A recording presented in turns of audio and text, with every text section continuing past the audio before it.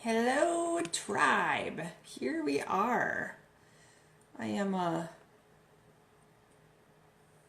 there we go, I think. Trying out some new equipment. If you ask anybody who knows me, new equipment is not good for Tiff. But I'm really impressed. I put it together. I have this little tripod thing. Whew. So, I'm going to give everybody just a few minutes to get on. I'm going to share this on my personal page. And can you guys hear me?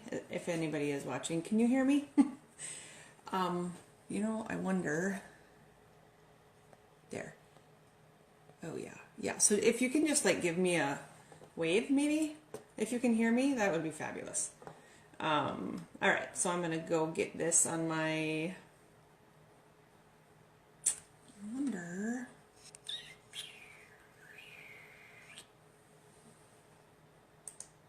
yeah, is this, God, I am completely tech not savvy. Okay, I am going to, all right, hi guys, thanks for joining. I see a few of you. You can hear me? Yeah? I am on my personal page. Shit, see, this is the stuff that okay. Laurel, you can hear me. Awesome. I am going to... You can hear me? Yeah? Here we go. I am on my personal page.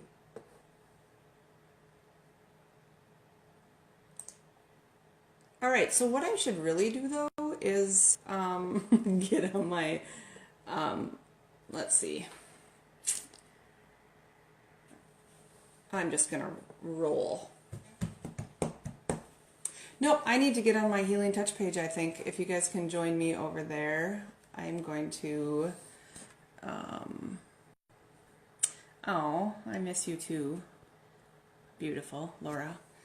All right, no, we're gonna roll with this and likely have to share it to the Healing Touch page, but I said I'm gonna be on at 9 and I'm on at 9. It's 9:03. Okay, so, I'm a chiropractor. Obviously, those that are watching so far know this. We're gonna dig into the reality of what postpartum is, okay? So babies are awesome. We all know that part. The post part is what people aren't sure about. Everyone thinks it's bliss, right? And frankly, a lot of times it really sucks. So sorry, we have a new rescue pup, and he's hearing me talking with nobody else in here. And so I'm going to tell some stories, and it's really more about figuring out how we can eliminate the shame around things, how we can eliminate the fear, the questions, the anger, I don't know, whatever, all of those things. And so just to kind of lay it out there in the way of telling more stories, validating how we feel, because what I find, so postpartum is a few months worth. But what I really find is that if we don't get that figured out, that's going to continue on throughout our whole life. And because it is really anchored in the fight or flight system, it's affected how our brain is responding to stressors.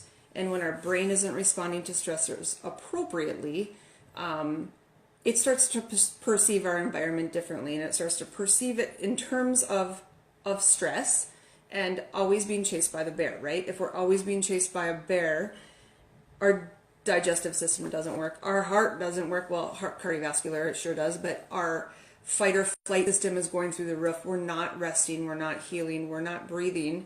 And so if we continue that through life, we're going to be stuck in that. We're going to start to inhibit how we basically see the world. So I'm going to dive into how moms really feel. And if there are men watching, it will be probably very helpful. These things, I have hundreds and hundreds of moms sitting in these chairs, and they didn't know that it is how it is, that it can suck how it can suck. And then there's really no resources at that time because they've already went through it. And I hear all over and over, like if somebody would have just told me, I would have been different. So I'm just trying to get it out there that it's all okay. And now there's extremes. It is not okay to be severely depressed after you have a baby. And I do have some resources for that. So understanding at what point is this not okay, and do you need to see a doctor? I have a few really great books that I'm going to recommend also. But most of the time I find that it's just a normal thing. People start to think this is normal, and it's really not normal to feel really shitty after birth and all the way through. The normal comments are like, well, besides all the right after birth, but well, yeah, I feel crappy because I don't ever sleep. That's just what's going to happen for the next 18 years. No, that's false. That's not what's supposed to happen. It's cold. It's freezing cold right here, right? But it's cold outside, so it's pretty normal that he or she has a cold, and it's probably going to turn into an ear infection. And then what's the next step and what's the next step? So those things are not normal. So we're going to go through like the top 10 things that I see. I'm going to be reading off my notes a little bit because otherwise I'd really get off track. But I want the focus today to be research a little and feel a lot.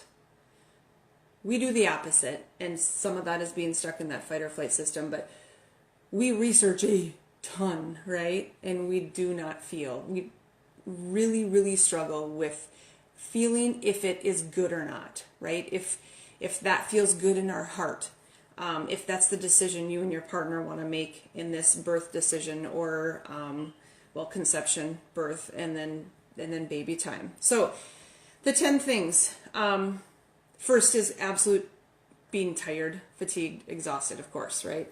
But that sometimes doesn't ever go away, and then we have a problem. If we're stuck in that fight or flight and we are wound so tight, our body doesn't know how to heal. It's not given the right tools, right? We have everything, but if we're out of balance, I even think later in life when we are pulling off, our kids are awake a lot, the stress is high, and that is our excuse for being tired all the time. It's just, that's not true. So, pain, obviously, private part pain, boob pain, nobody talks about it. I was pregnant at 22, so 2001 and 2005, and there was no Google. I know it's hard to believe. Well, there maybe was. I actually looked it up. 2000 or something. It was like founded. Information overload was not a thing. You just were pretty much clueless, and then you've tried to figure it out together instead of having all these experts give you all these opinions and you're not sure where anything is. Instead of like feeling like what really feels good right here. I found a few articles and a few things, especially how we wanted to do birth and circumcision and all those kind of things. But pain is real from being elated after birth, 2 to 4 weeks after, you don't feel good. That's when headaches many times start, upper back pain, mid back pain, and whenever there's pain, there's always an emotion tied to it. Well, obviously there's a ton of emotion at that moment. So trying to discern what's what is not always easy. Once again, that's normal. If you were to ask the doc, it's normal. You've been sitting all day. You've been laying down all day. You're nursing. Or if you're not nursing, you're bottle feeding, you're looking down. I mean, everything is down here like this all the time. So you're gonna be pulling. Identity, I think this is one of the biggest ones, and one of the foundational pieces to maybe move this conversation on a little bit further. I thought of, was maybe just thinking like a 4 to 6 part series in this, because from the inception, conception, pregnancy, birth, that is starting to create our identity, and then our identity becomes wife and mom and maybe employee or cook, cleaner, taxi. That's not our identity. That is not who we are. It's not what we're meant to do. Some people will say, no way, Tiff, I was meant to be a mother. Well, you were maybe meant to be a mother, but that's not who you are. That's not what's in there. And so sometimes, many times, most of the time, I would maybe say, we go through phases of losing our identity, and who we maybe were is different than who we are now. That can really, really, really create marital issues, relationship, being a mom to your kids maybe that you had before, and all of a sudden some things change. It can change the whole dynamic and everything. And so just being aware of who are you will change. And at this moment, this is what I'm doing, but that doesn't need to stay that way. All right. Being disconnected, primary reason for health issues in women is lack of connection. So lack of connection to themselves, lack of connection to other women. We need our people. We need our women. If you're married, he can maybe be your best friend, right? But there's things that a dude shouldn't know.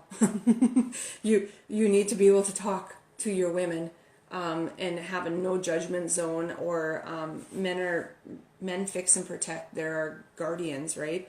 And so if we're sharing some of those things that they don't know how to fix and they think something's broken, they will really struggle having that perspective also. Depressed, sad, and I would say, like, there's a for reason and there's for no reason. Some people will say, oh my gosh, I sit here and cry all the time. Well, you need to see your doctor.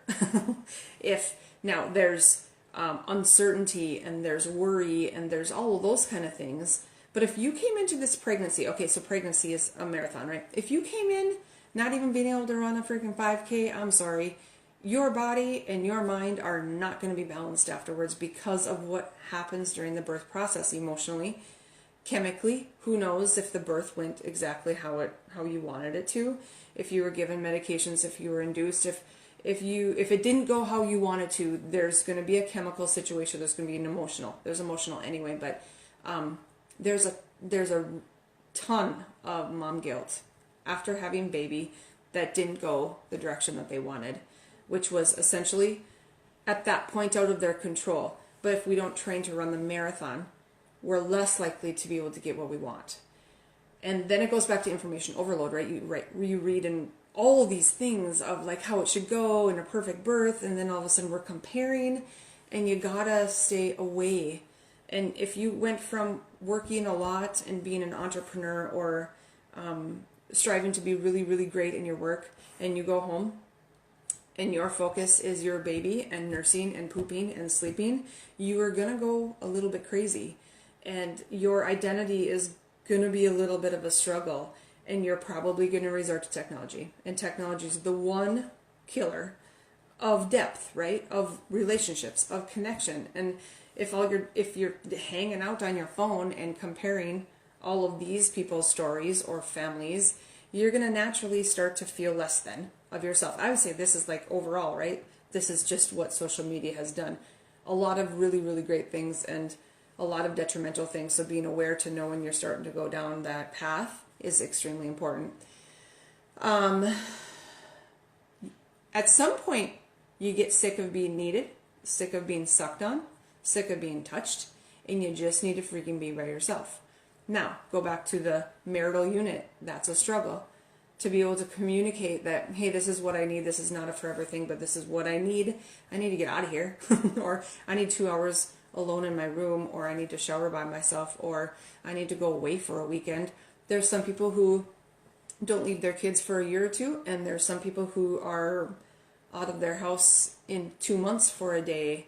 And it's all good. Your story is just your story. There's no right or wrong. And I think around birth and everything afterwards, there's so many rights or wrongs.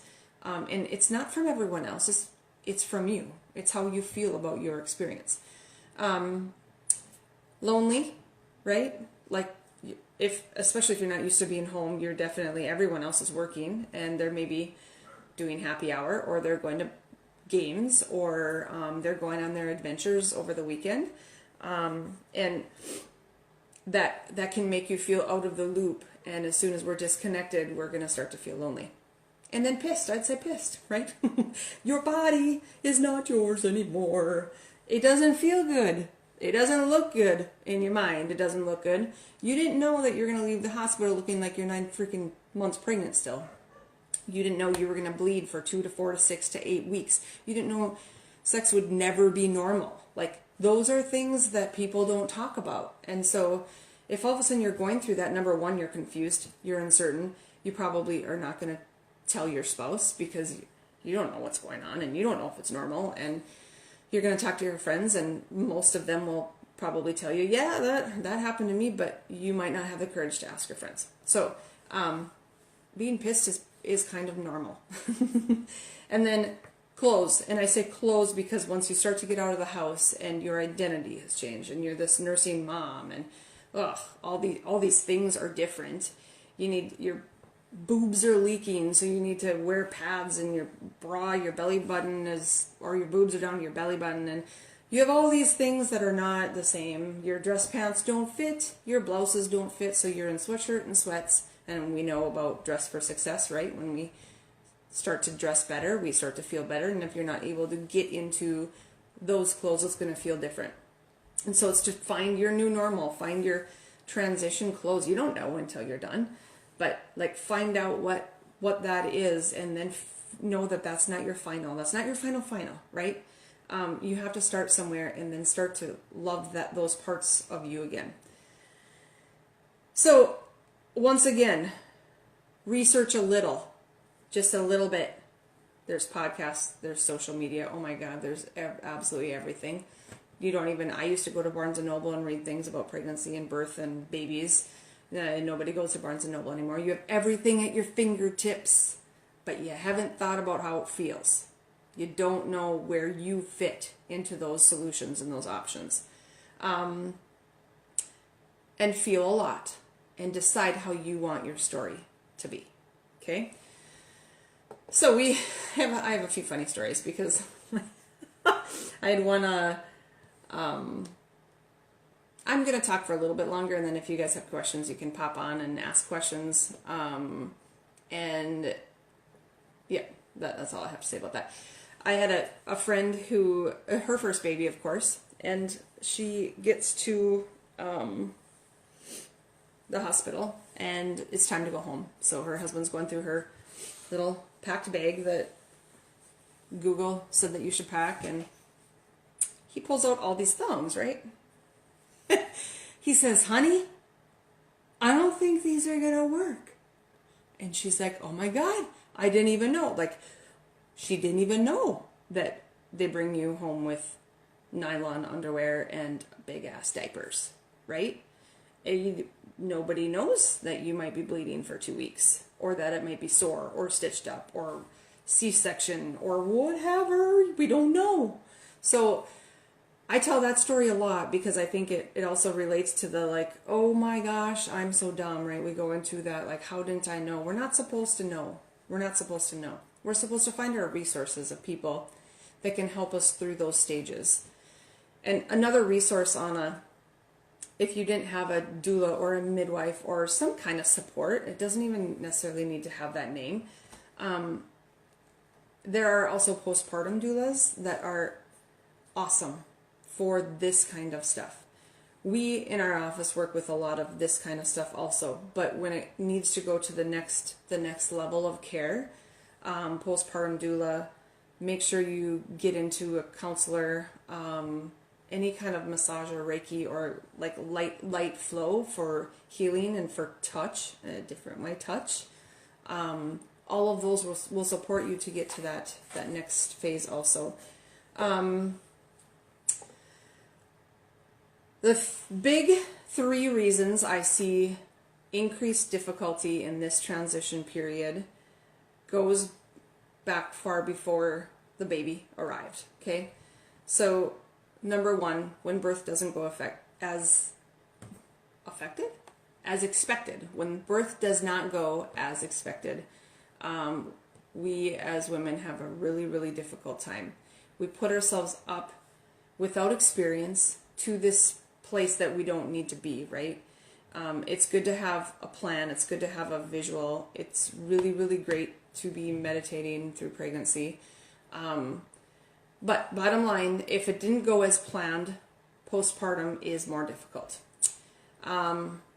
When mama is stuck in fight or flight and high anxiety and a stressy Susan, it is high higher than likely, it's likely child will not fall far from the tree. Okay? That child gets absolutely everything we have. Every thought, every emotion, every feeling, every food, every movement, everything. So they are being trained. Their new brain, their first brain, is being trained by how we are training them. That's not to make you feel guilty, okay? That's just to make you understand where kid issues come from many times. Now, we adjust 75% of our practice as families, okay? You can change the pattern of the brain and the spinal cord and the nervous system by starting to be adjusted early, mom and baby, okay? How that situation after birth and postpartum does not need to be their final. That's not indicative of what's going to happen down the road. But stress on the nervous system through birth is one that most of us don't fully understand.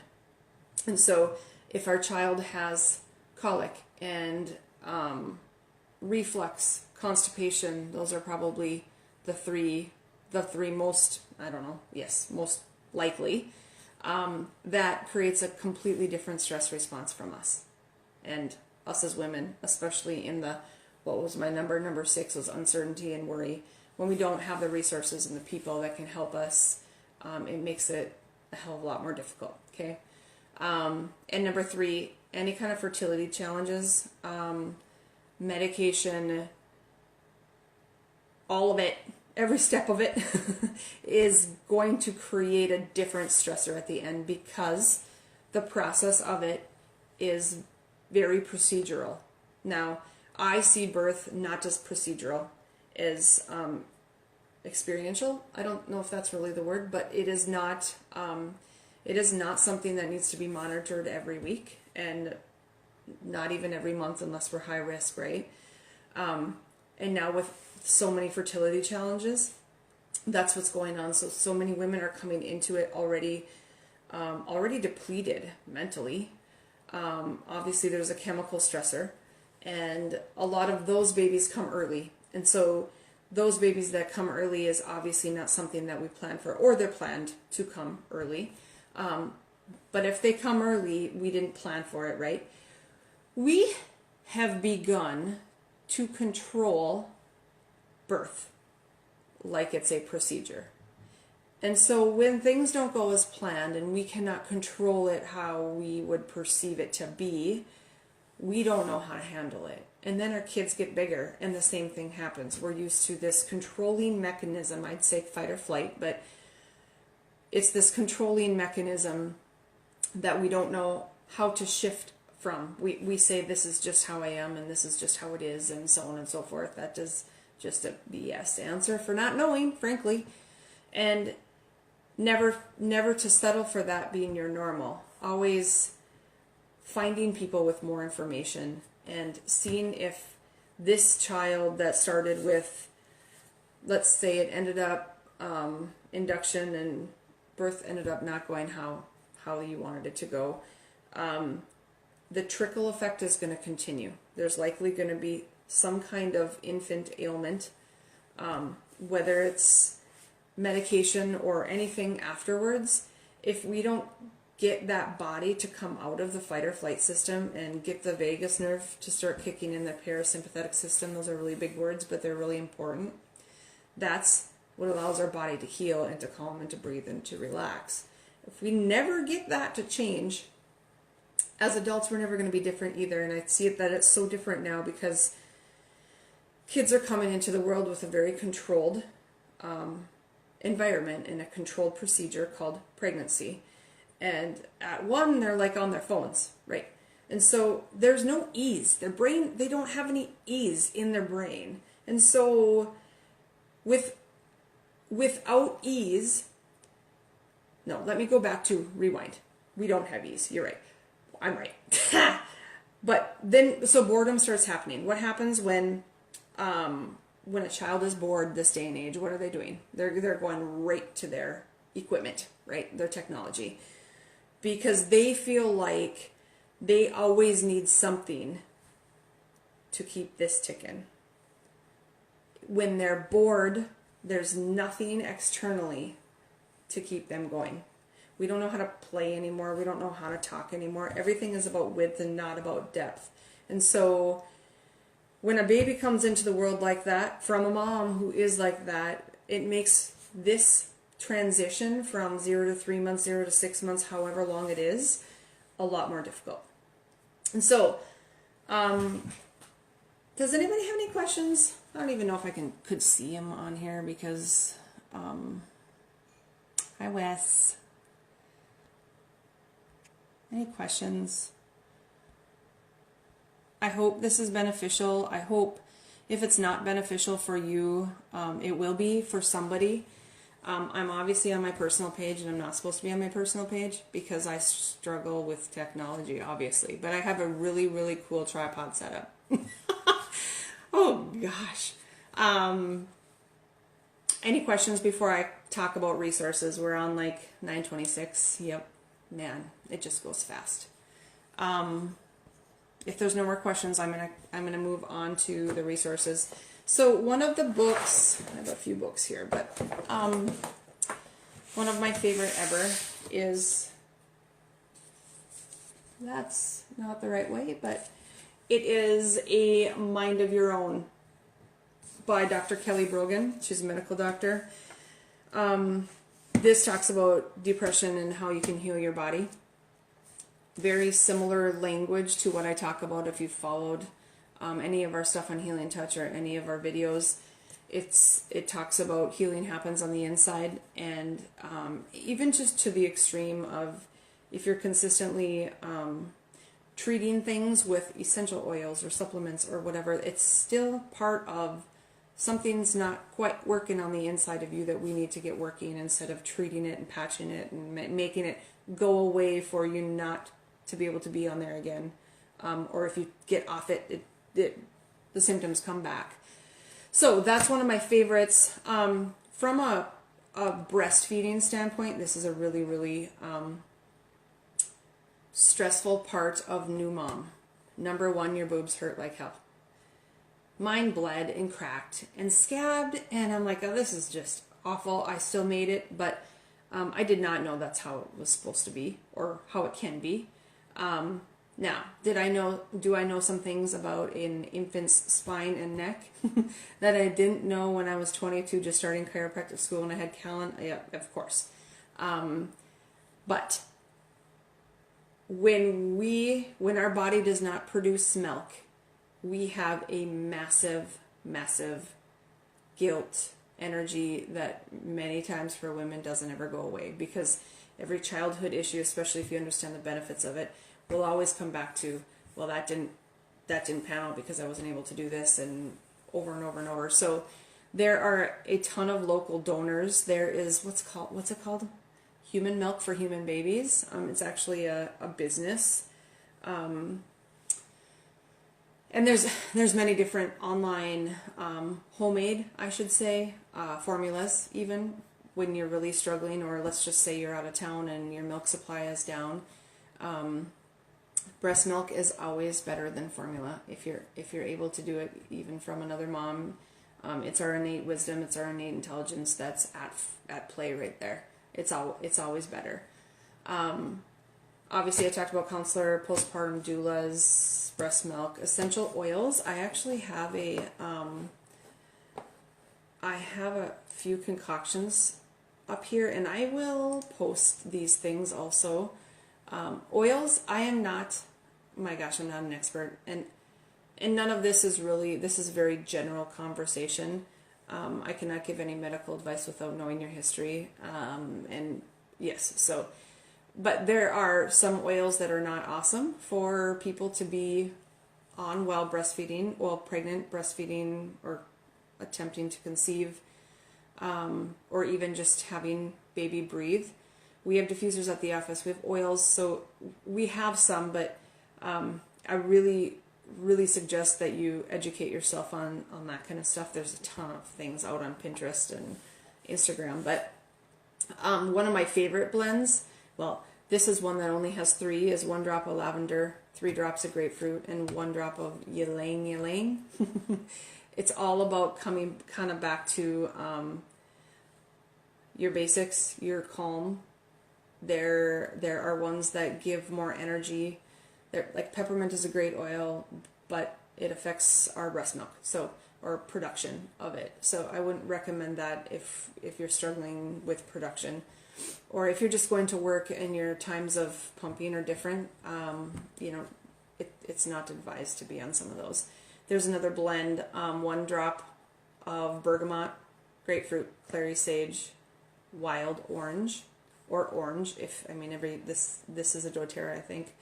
And the 3 drops of frankincense, and then you can diffuse that. You can put that on your wrist. You can put that over your nose, and there's a ton of different supplements too. So I really feel like one of the most important things here is identity, who you are after you have a baby.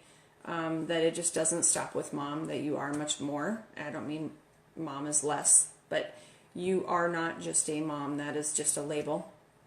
And to really work through the emotions of your birth experience, your conception experience, your marital experience after is one of the most important parts also. So I go back to research a little and feel a lot, and then you get to decide what you want your story to be.